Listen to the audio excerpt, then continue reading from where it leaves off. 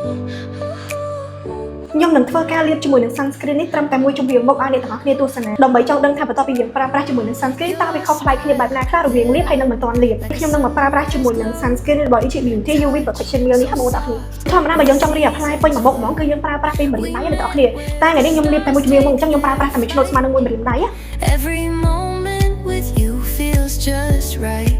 តែអ្នកទាំងអស់គ្នានេះគឺជាខាងដែលយើងលាបជាមួយនឹង UV របស់ Ichi Beauty ហើយនេះគឺយើងអត់ទាន់លាបជាមួយនឹងអីទាំងអស់តែនេះគឺមានសភាពភ្លឺក្លូចាញ់ចាំងអ្នកទាំងអស់គ្នាហើយសំខាន់វាអត់ធ្វើរបស់យើងលក្ខណៈថា tone up សអស់ចោលកអ្នកទាំងអស់គ្នាខ្ញុំនឹងធ្វើការលាបមួយជំរាបទៀតដើម្បីឲ្យវាមានសភាពសភ្លឺស្មើគ្នា You and I forever